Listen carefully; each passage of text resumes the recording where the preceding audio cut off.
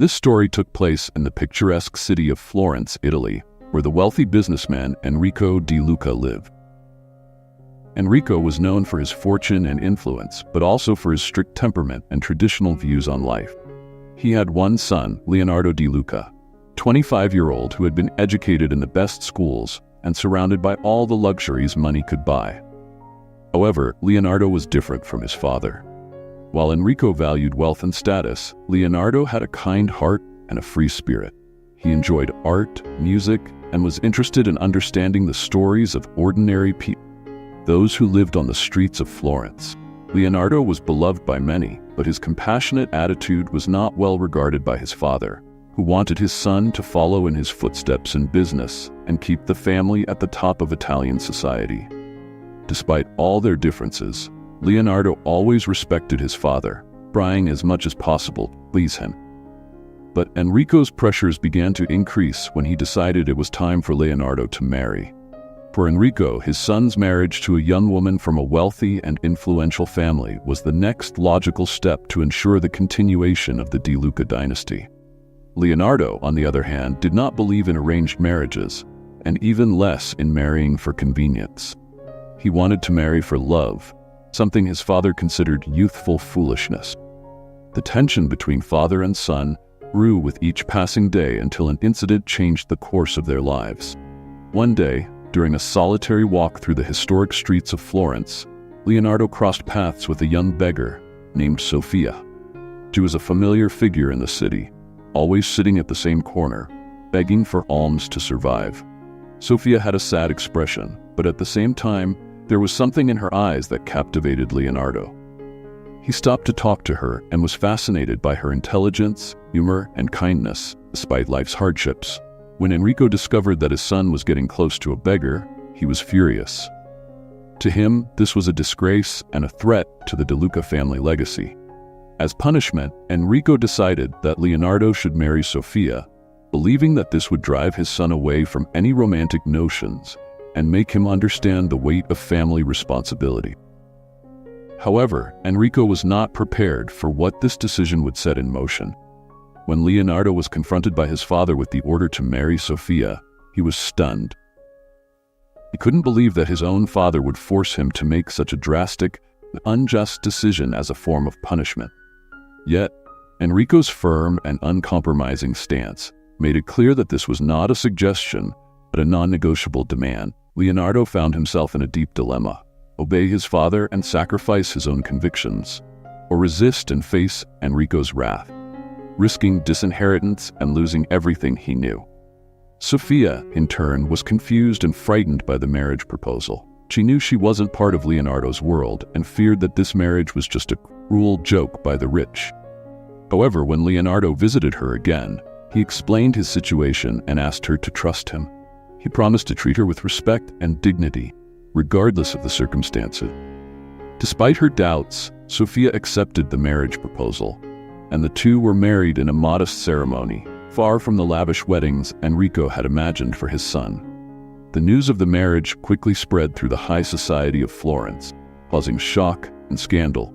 Enrico's friends and acquaintances began to question his sanity and the Di Luca family's position in society. Enrico, however, was convinced that this mistake would soon be corrected, and that Leonardo would eventually separate from Sofia, learning a valuable lesson. However, as time passed, something unexpected began to happen. Leonardo and Sofia, united by unusual circumstances, started to develop a genuine bond. Leonardo began to see Sofia not just as the beggar his father wanted him to despise, but as a strong, intelligent woman with a big heart. They started spending more time together, and Leonardo discovered that Sofia had a special talent for painting. She was a gifted artist who, despite living on the streets, had never abandoned her passion for art. Leonardo decided to help her develop this talent by introducing her to local galleries and promoting her work among the artist friends he knew. Soon, Sofia's paintings began to catch the attention of art critics, and she became a sensation in Florence. What started as a forced and loveless marriage turned into a creative and emotional partnership that surprised everyone, including themselves. During this time, Sofia met Chiara, a young gallery owner who became Sofia's biggest supporter. She saw Sophia's potential from the start and worked tirelessly to promote her work. Chiara also became a close friend of Sophia, offering emotional support and helping her adjust to the new world she now lived in. Enrico had a longtime friend named Giovanni, a very wealthy local businessman but of dubious character. He was a cynical man who viewed Leonardo's marriage to Sophia as a joke. However, seeing Sophia's rising popularity and Leonardo's transformation, he began to question his own beliefs about what truly matters in life. On the other hand, Enrico, upon seeing Sophia's unexpected success and the growing bond between her and Leonardo, started to feel a mix of pride and bitterness. He had never expected that his punishment would result in something positive, and this made him reflect on his own choices and values. As time passed, the relationship between Leonardo and Sophia grew in trust and affection. They formed a strong partnership both in love and in art, and Sophia became a respected figure in Florence's art scene. But as in every story, an unexpected event was about to change everything. Let's play a little prank on those who only read the comments. They won't understand. Comment pizza in the comment. Only those who read up to here will get it. And now, let's continue with the story. At a gala night in Florence, where Sophia's works would be exhibited alongside renowned artists, Enrico decided to make a surprise appearance. He had spent the last few months avoiding the couple, unwilling to admit to himself that he was beginning to admire Sophia's resilience and talent. However, that night, something inside him made him want to see his daughter-in-law's success up close, perhaps for the first time without the burden of prejudice. During the exhibition, one of Sophia's paintings, depicting a female figure in a desolate landscape, caught the attention of a renowned international art critic. The critic was impressed by the emotional depth of the work, asked Sophia about her inspiration. Sophia, with her calm and humble voice, revealed that the figure in the painting was inspired by her own mother, a woman who, before dying, fought against poverty and social injustice, but always maintained her dignity and hope. Enrico, who was listening to the conversation from a distance, felt a shock upon hearing this story. The figure in the painting somehow seemed familiar to him. As he moved closer to the canvas, he was paralyzed when he recognized something in the woman's features. He realized that the figure was a representation of someone he knew well, someone he had lost many years ago. Enrico began to tremble, and feeling the weight of the revelation, he left the gallery in a hurry without saying a word. Leonardo and Sophia, concerned, tried to follow him, but he was already out of sight. That night, Enrico couldn't sleep. He was consumed by memories of the past, memories he had buried deep. He remembered a woman he had loved in his youth, a woman with whom he had had a brief but intense relationship. That woman, whom he abandoned due to family pressures, was Sophia's mother. The revelation was a devastating blow to Enrico. He realized that Sophia, the woman he despised and saw as a threat to his legacy, was in fact his own daughter. He had punished his son, Leonardo, by forcing him to marry his own sister, unaware of Sophia's true identity. As Enrico grappled with this new reality, he knew he had to reveal the truth to Leonardo and Sophia. But the pain of the discovery and the fear of the consequences paralyzed him. How could he tell them? How could he face the fact that he himself had caused so much suffering? Days passed, and Enrico decided that the only way to deal with the situation was to tell the truth. He called Leonardo and Sophia for a meeting at his mansion without revealing the reason. When they arrived, Enrico was visibly shaken, something Leonardo had never seen before. He asked them to sit down, and with a trembling voice, he began to tell his story, from his youth to the moment he abandoned the woman he now knew was Sophia's mother. The revelation was devastating for Leonardo and Sophia. They sat in silence, processing the enormity of what they had just heard. Sophia, in particular, was crushed, feeling betrayed and confused. The man she had begun to love was, in fact, her brother, and the father she never knew had been the one responsible for her misery and that of her mother. After Enrico's devastating revelation, Leonardo and Sophia's world fell apart. The news left them emotionally shattered, unable to comprehend how they could move forward. Leonardo, who had always admired and respected his father, now found himself facing a moral and emotional dilemma that seemed insurmountable. He didn't know how to deal with the pain of discovering that his wife was actually his sister, and that his father had been responsible for so much suffering. Sophia, on the other hand, was consumed by a mixture of anger, sadness, and despair. She found herself torn between the love she had begun to feel for Leonardo and the horror of discovering that he was her brother. Additionally, her resentment towards Enrico grew, knowing that he had abandoned her mother and contributed to her difficult life. They both decided to take some time apart. Leonardo went to the family's countryside house in Tuscany, while Sophia sought refuge at Chiara's house, her friend and gallery owner. During this time, both faced intense moments of reflection and self-questioning. At the countryside house, Leonardo isolated himself from the world. He spent days reflecting on his life, his choices, and the future that now seemed to be in ruins. Questioned whether he could continue living in Florence, knowing that society would soon discover the truth. But at the same time, he remembered the moments of happiness he shared with Sophia and how she had brought light into his life. Despite the pain, he realized that the love he felt for her was real, though complicated. Meanwhile, in Florence, Sophia immersed herself in her art as a way of coping with the pain. Paintings she began to create were intense, filled with emotion and complexity. Chiara, always by her side, encouraged her to channel her emotions into her work. Gradually, Sophia realized that despite everything, she still had control over her life and her future. She decided that, regardless of the past, she would choose how to live from now on. Sophia began to rebuild her confidence and accept that her life didn't have to be defined by Enrico's past mistakes. She decided she wouldn't let the suffering of the past destroy what she and Leonardo had built together. After weeks apart, Leonardo and Sophia decided to meet and talk. The meeting was tense and filled with emotions. They both knew that their lives had changed forever and that any decision they made would carry profound consequences. Sitting in a quiet park in Florence, they spoke openly about their pain, fears, and hopes. Sophia shared her decision to move forward with her life, regardless of what happened between them. She stated that she wanted to continue painting and was determined to find a new path for herself. Leonardo, in turn, confessed that despite all the suffering, he still loved her and couldn't imagine his life without her. He suggested that although they knew a marriage between them was impossible, they could continue to support and love each other in another way. They decided then to remain as life and art partners, recognizing that the love between them transcended conventions and the tragedies of the past. However, there was still something to be resolved with Enrico. They both knew he was suffering from guilt and regret. They decided to confront him together, not to punish him, but to find a way to move forward as a family, despite the difficult circumstance. Leonardo and Sophia returned to Florence, determined to face Enrico and resolve the situation once and for all. The tension was high as they approached the family mansion.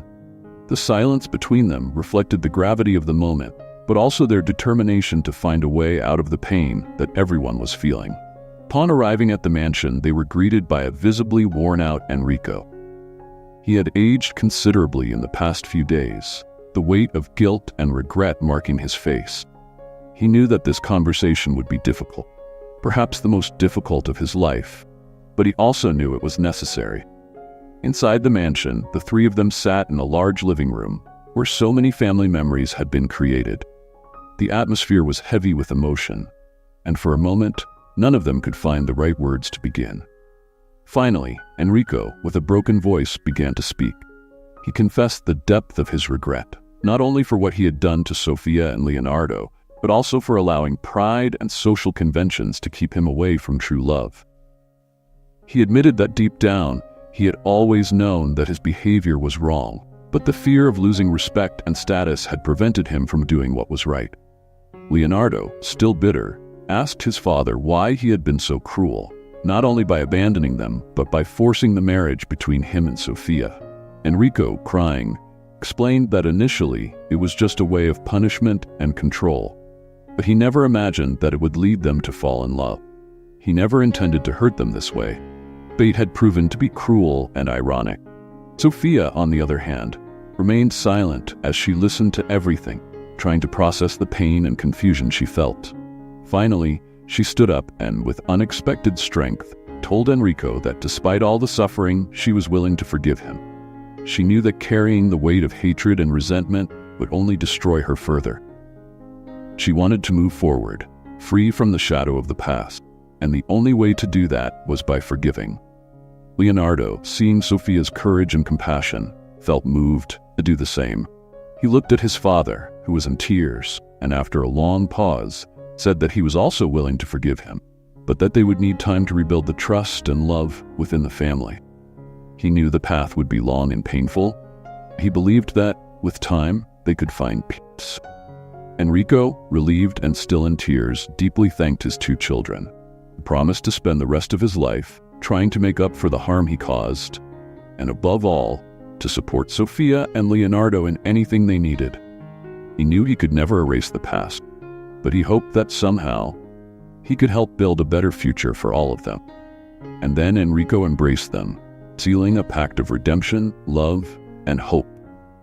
They knew that the wounds would take time to heal, but they were determined to move forward together as a family. In the days that followed, life began to change for Leonardo, Sofia, and Enrico. Though the pain of the past was still present, there was a renewed sense of hope and determination to build something new and better. Leonardo and Sofia decided to continue their lives together, no longer as husband and wife, but as life and art partner, united by a deep and unbreakable bond.